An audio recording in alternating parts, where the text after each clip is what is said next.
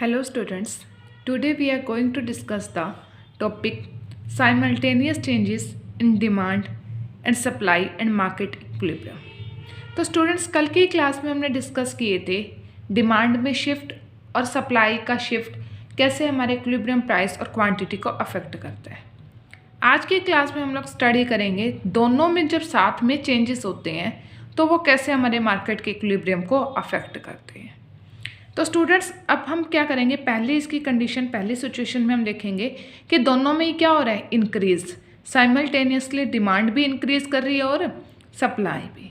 तो इसकी तीन कंडीशन हो सकती है स्टूडेंट्स कि या तो डिमांड में इंक्रीज क्या हो greater than increase in supply, या डिमांड का इंक्रीज और सप्लाई का इंक्रीज इक्वल हो, या फिर डिमांड का इंक्रीज सप्लाई के इंक्रीज से लेस देन हो। तो स्टूडेंट्स तीनों की हम डायग्रामेटिक प्रेजेंटेशन देखेंगे।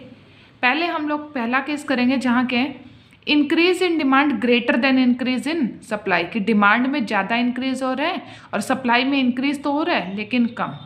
तो स्टूडेंट देखो D1 हमारा पहले वाला सप्लाई कर्व है और D1 हमारा पहला डिमांड कर्व है और S1 हमारा पहले वाला सप्लाई कर्व है। तो जिस पॉइंट पे ये मीट करते हैं वो पॉइंट क्या होता है हमारा equilibrium price and equilibrium quantity. तो दोनों कौन से पॉइंट पे मीट कर रहे हैं, ई पॉइंट पे। एज सच इक्विलिब्रियम हमारा प्राइस हो गया OP1 and equilibrium quantity will be OQ1। Increase हो रहा है किसमें, डिमांड में। तो डिमांड क्या हो गई D1 से D2 कर्व पे शिफ्ट हो गई, तो हमारा क्या हो गया इंक्रीज, फॉरवर्ड एरो से हमने शो किया कि फॉरवर्ड शिफ्ट हो गया। सप्लाई में भी इंक्रीज है लेकिन डिमांड से कम। तो देखो स्टूडेंट्स डिमांड का इंक्रीज हमने इतना ज़्यादा शो किया, इतना गैप है, और सप्लाई के इंक्रीज में सिर्फ इतना सा किया है। तो इसका मतलब क्या है, increase in demand is greater than increase in supply. तो न्यू सप्लाई कर्व क्या बन गया हमारा S2। तो देखो स्टूडेंट जैसे हमारा डिमांड कर्व D1 से D2 पे गया तो D1 पे हम कौन से पॉइंट पे थे, E पॉइंट पे, और D2 पे उसी प्राइस पे हमारा कौन सा है, R पॉइंट। कि जैसे ही सप्लाई इंक्रीज होगी प्राइसेस डाउन चले जाएंगे, और जैसे ही प्राइस डाउन होंगे तो देखो स्टूडेंट्स क्या हुआ कि पहले तो हमारी डिमांड में जो इंक्रीज हुआ वो हुआ E से लेके R तक, मतलब हमने जो क्वांटिटी डिमांड की थी वो की थी Q3 तक। लेकिन क्या हुआ स्टूडेंट्स कि सप्लाई के इंक्रीज होने से हमारे प्राइसेस, देखो सप्लाई भी इंक्रीज है डिमांड में इंक्रीज, लेकिन डिमांड का इंक्रीज ज़्यादा, तो प्राइसेस क्या हो जाएंगे, बढ़ जाएंगे। जैसे ही प्राइस बढ़े तो हमारी डिमांड क्या होगी, कॉन्ट्रैक्ट होगी। तो जो हमारी डिमांड R पॉइंट पे थी वो कॉन्ट्रैक्ट होके क्या हो गई, कम हो गई। और किस पॉइंट पे, सेम डिमांड कर्व पे कम होती है तो वो T पे चली गई, और T पे हमारी क्वांटिटी डिमांडेड देखो स्टूडेंट्स कितनी आ गई, Q2 पे आ गए हम लोग। ठीक है, अब प्राइस राइज हुए तो हमारी सप्लाई क्या करेगी, एक्सटेंड करेगी।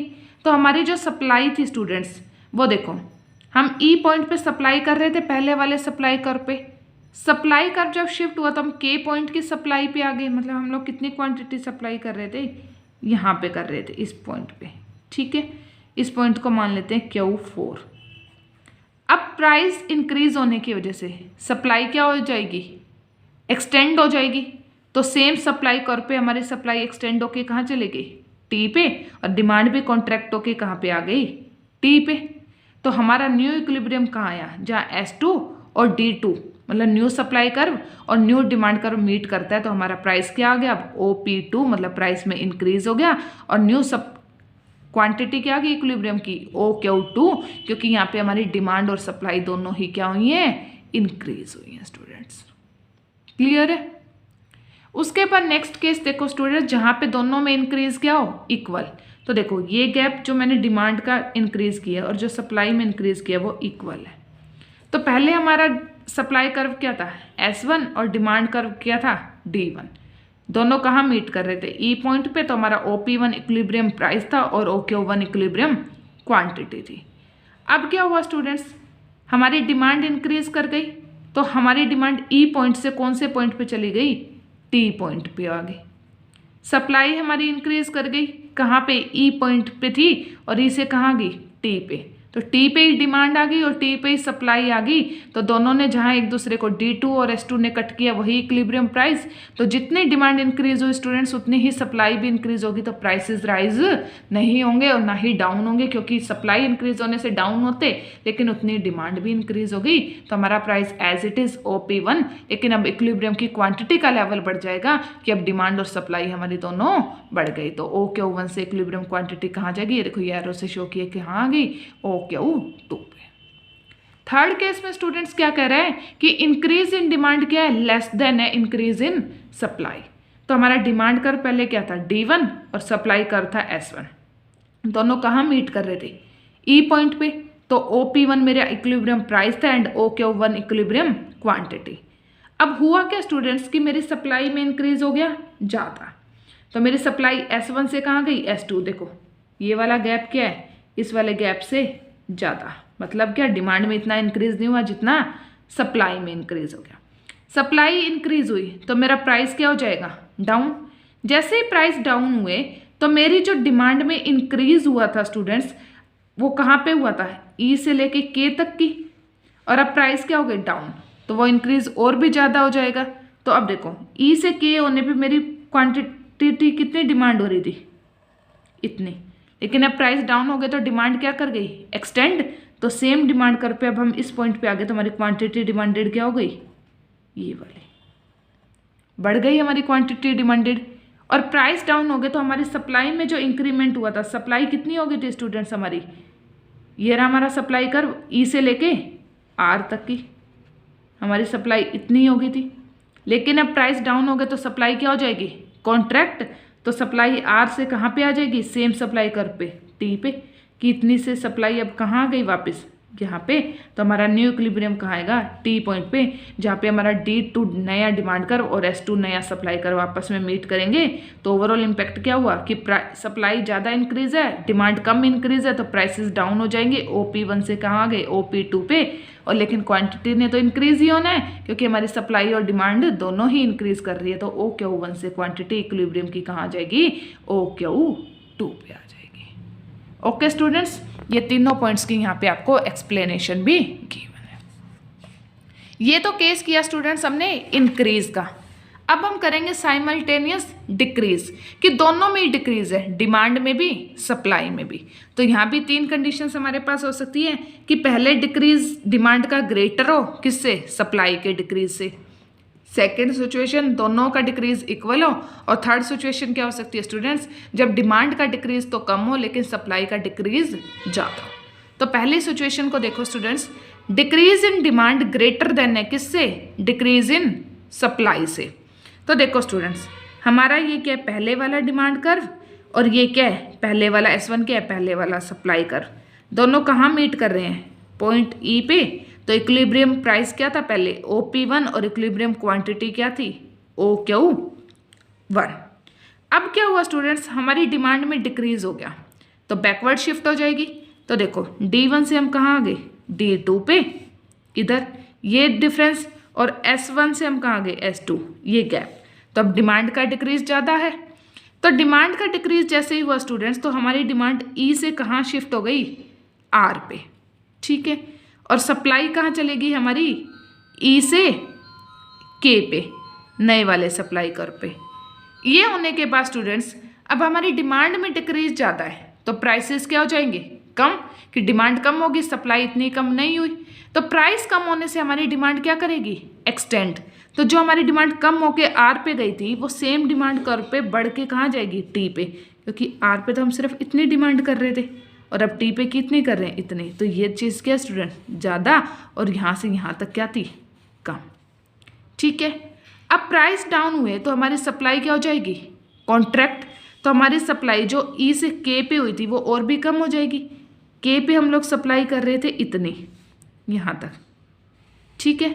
और अब क्या होगी, K से सप्लाई T पे, तो हम कितनी कर रहे हैं, OQ2 तक कर रहे हैं। तो इक्विलिब्रियम कहाँ होगा स्टूडेंट्स, यहाँ पे, जहाँ पे हमारी कॉन्ट्रैक्ट की हुई तो सप्लाई और एक्सटेंड हुई डिमांड मीट करेगी, मतलब नया सप्लाई कर्व और नया डिमांड कर्व मीट करेगा। तो हमारा प्राइस क्या आ जाएगा, OP2, और क्वांटिटी क्या आ जाएगी, OQ2।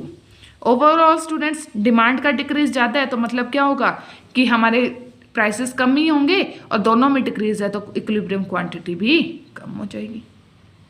इसका सेकंड केस देखो स्टूडेंट्स, जब दोनों में डिक्रीज है डिमांड और सप्लाई में, लेकिन दोनों में इक्वल डिक्रीज हो रहा है, तो हमारा पहले वाला डिमांड कर्व क्या है, ये वाला, और नया ये, तो ये वाला जो डिफरेंस है।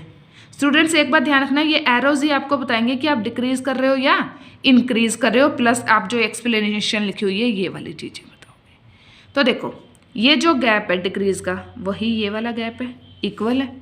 तो पहले आप D1 डिमांड कर्व पे थे और S1 सप्लाई कर्व कहाँ मीट हो रहा है, पॉइंट E पे।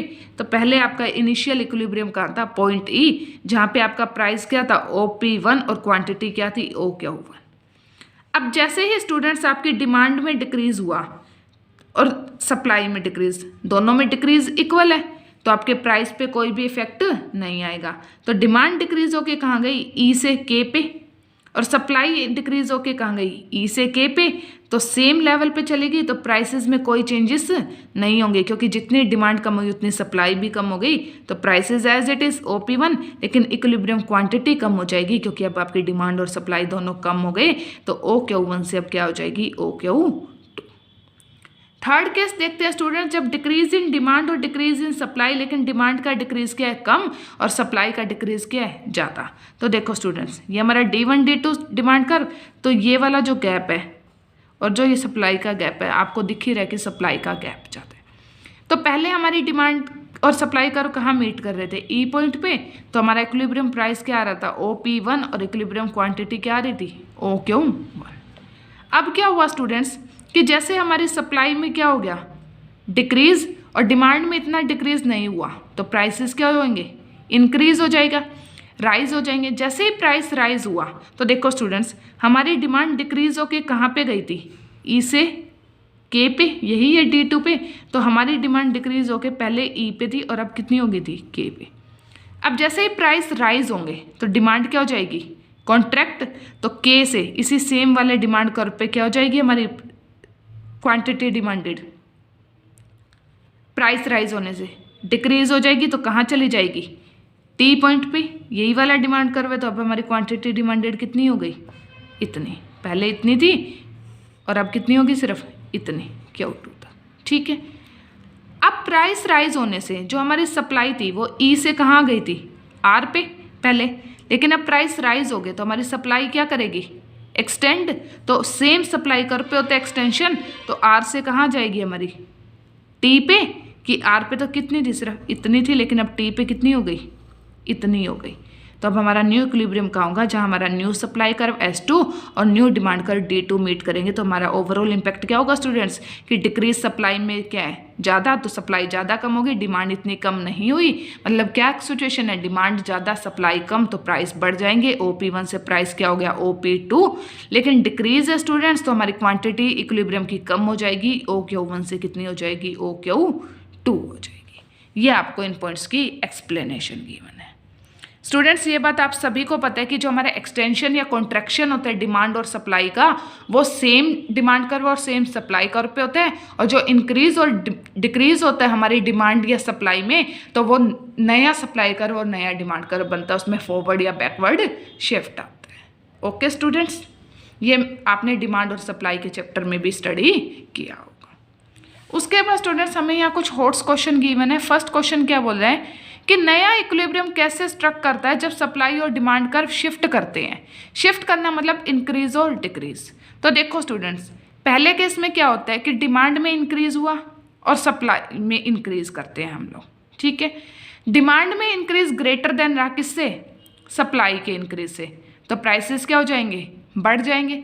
प्राइस बढ़ गए तो डिमांड कॉन्ट्रैक्ट करेगी और सप्लाई एक्सटेंड करेगी, और ये कॉन्ट्रैक्शन और एक्सटेंशन, डिमांड का कॉन्ट्रैक्शन और सप्लाई का एक्सटेंशन कब तक चलता रहेगा, जब तक कि न्यू इक्विलिब्रियम नहीं आ जाता। और न्यू इक्विलिब्रियम कब आएगा, जब डिमांड और सप्लाई क्या हो जाएगी, इक्वल।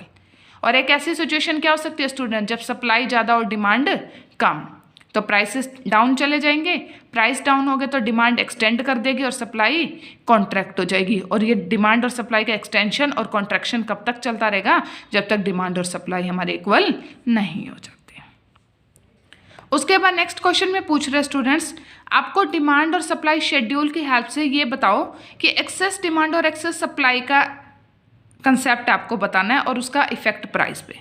तो एक्सेस डिमांड कब होती है स्टूडेंट? जब demand for commodity X greater than हो किससे? Supply for commodity X corresponding to a given price, कि एक्स के इतने प्राइस पे डिमांड कितनी है और सप्लाई कितनी है। और एक्सेस सप्लाई कब होती है? जब सप्लाई क्या हो students? Greater than the demand. तो आपको देखो शेड्यूल में दिया हुआ है, पहले हम मान लेते हैं कि ये हमारे प्राइस है और ये हमारी डिमांड है, ठीक है, सॉरी सप्लाई है और ये क्या हमारी डिमांड। तो हमारा इक्विलिब्रियम कहाँ है स्टूडेंट? 60 पे, कि 6 रुपीज़ के प्राइस पे हमारी डिमांड और सप्लाई क्या हो गई? इक्वल। अब स्टूडेंट्स हम मान लेते हैं कि एक्सेस डिमांड की सिचुएशन है कि हमारी जो डिमांड है वो क्या हो गई? अब नई वाली डिमांड 120 हो गई उस पर। तो अब डिमांड ज़्यादा है, सप्लाई कम, प्राइस राइज हो जाएंगे। प्राइस राइज होंगे तो डिमांड कॉन्ट्रैक्ट करेगी और सप्लाई एक्सटेंड करेगी। तो हम ये मान लेते हैं कि हमारी जो सप्लाई है वो 60 से एक्सटेंड करके कहाँ चली गई? 80 पे चलेगी, और डिमांड 120 से कॉन्ट्रैक्ट होके कहाँ गई? 80 पे। तो हमारा प्राइस क्या आ गया अब इक्विलिब्रियम का? 8। तो प्राइस में क्या हो गया स्टूडेंट्स? राइज हो गया, 6 से 8 आ गया एक्सेस डिमांड के सिचुएशन में। एक्सेस सप्लाई के सिचुएशन में देखें स्टूडेंट्स, तो हमारा पहले इक्विलिब्रियम कहाँ था? 6 पे 60 पे। तो अब क्या हो गया स्टूडेंट्स? सप्लाई ज़्यादा हो गई। सप्लाई ज़्यादा हो गई तो क्या हो गया कि मान लेते हैं हमारी सप्लाई अब नई वाली कितनी हो गई? 120। तो अब सप्लाई ज़्यादा होगी तो प्राइस कम हो जाएंगे। प्राइस कम हुए तो डिमांड क्या करेगी? एक्सटेंड। तो डिमांड हमारी 60 से कितनी आ गई? 80, और प्राइस कम होने पे सप्लाई क्या करेगी? कॉन्ट्रैक्ट। तो 120 वाली सप्लाई कितने पे आ गई? 80 पे। तो अब हमारा इक्विलिब्रियम प्राइस क्या हो गया? 4। एक्सेस सप्लाई के सिचुएशन में क्या होता है? प्राइस डाउन होता है, डिक्रीज होता है। ओके स्टूडेंट्स, उसके बाद हमें एक क्वेश्चन और पूछा हुआ है कि इक्विलिब्रियम प्राइस तभी क्यों होता है जब डिमांड और सप्लाई इक्वल होते हैं। तो अगर डिमांड ज़्यादा होगी स्टूडेंट, सप्लाई उतनी नहीं है, तो प्राइस क्या होंगे? बढ़ेंगे। प्राइस बढ़ेंगे तो सप्लाई अपने आप बढ़ेगी और डिमांड क्या होगी? कॉन्ट्रैक्ट होएगी। तो अपने आप दोनों में क्या हो जाएगा? इक्विलिब्रियम हो जाएगा, इक्वल हो जाएगी। और अगर हमारी सिचुएशन सप्लाई ज़्यादा है, डिमांड कम, तो प्राइस डाउन जाएंगे। प्राइस डाउन जाएंगे तो सप्लाई कॉन्ट्रैक्ट करेगी और डिमांड एक्सटेंड करेगी। और वो कब तक चलता रहेगा? जब तक कि दोनों इक्वल नहीं हो जाते। तो इक्वल होने के लिए स्टूडेंट्स, इक्विलिब्रियम होने के लिए क्या होना चाहिए? डिमांड और सप्लाई इक्वल होने चाहिए। ओके स्टूडेंट्स, नेक्स्ट क्लास में हम लोग टॉपिक करेंगे हमारा किसका? प्राइस सीलिंग का एंड प्राइस फ्लोरिंग का। Okay students, this was all about today's class. Okay.